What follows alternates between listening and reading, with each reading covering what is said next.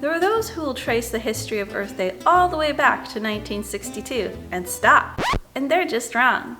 Stay with me as we take a quick trip through time and look at some of the highlights that made Earth Day a necessity. Hello, I'm Angel, and happy Earth Day.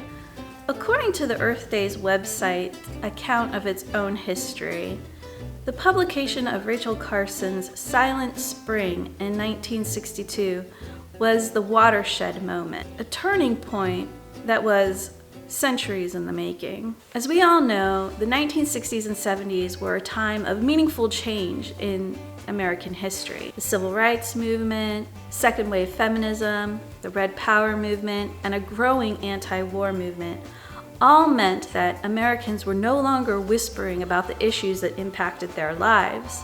They were shouting in demonstrations and they were voting their convictions. One of those issues was, of course, the environment. For centuries, when the air became pungent, the rich and powerful would simply leave the cities. I remember during my visit to Edinburgh in Scotland, learning that the new town was built in the second half of the 18th century due to overcrowding in the older section of town. Overcrowding at a time when people emptied their chamber pots into the street.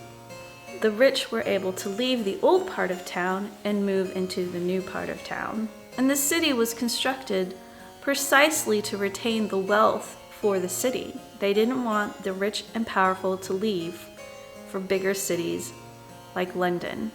The situation only became worse during the Industrial Revolution.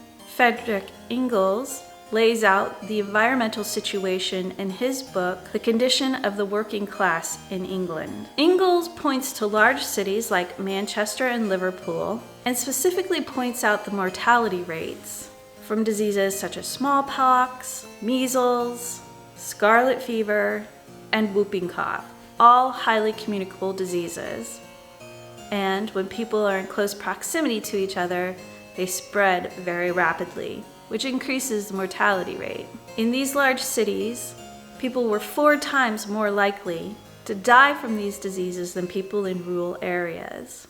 American cities weren't doing any better, nor was the American government doing much to protect the people, to protect the nation's natural resources from pollution or overuse. In 1851, Congress passed the Shipowners' Limitation of Liability Act to limit the liability in the event of accidents such as an oil spill. You can imagine how catastrophic that became in the 20th century. With the nation reaching from sea to shining sea, Americans were faced with the reality of the limits of their natural resources. Some animals had been hunted to absolute extinction, while others were struggling to maintain tiny numbers. And on October 8th, 1871, a forest fire roared through northern Wisconsin and upper Michigan, killing between 1,200 and 2,400 people.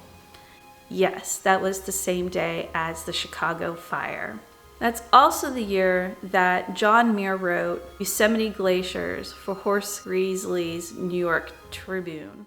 The people put pressure on their elected officials, and in 1872, Yellowstone National Park was set aside as a public park for the enjoyment of the people.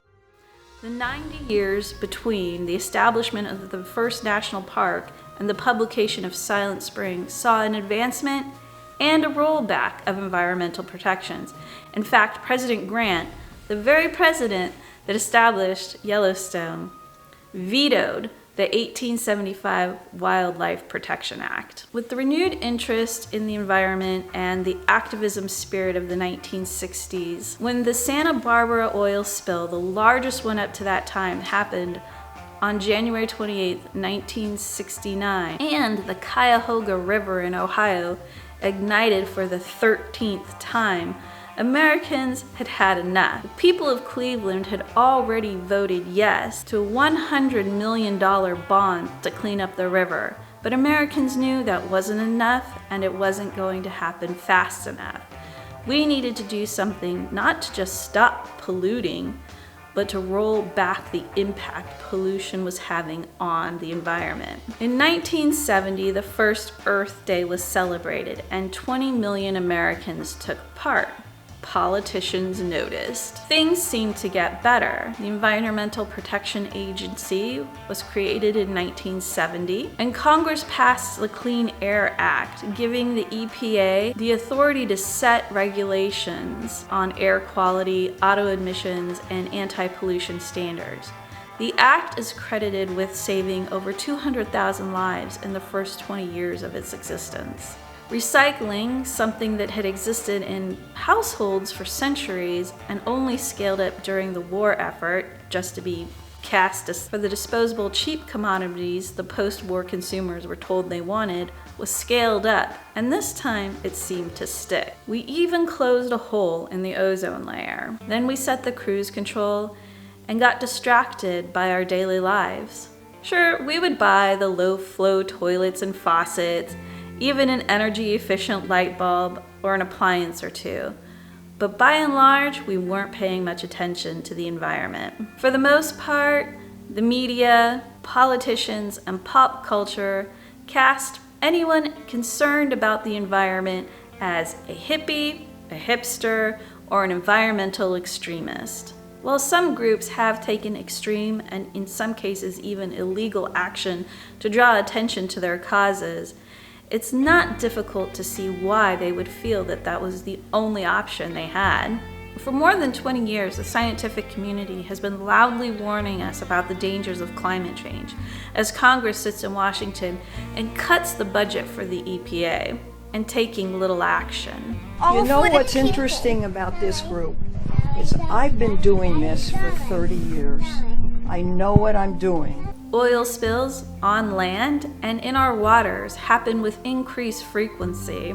At the same time, the U.S. is experiencing prolonged periods of extreme temperatures, torrential downpours, and in some regions, severe floods and droughts. And while several factors contribute to flooding, one remains squarely on the shoulders of humans: our manipulation of the environment to house our growing population. We even have another hole in our ozone. And all of this still disproportionately affects the poor and, in the United States, people of color.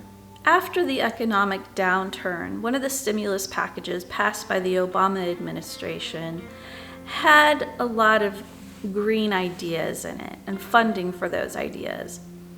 But the narrative was hijacked and people quickly lost interest in this Green New Deal. But it's been almost a decade and nothing else has been done.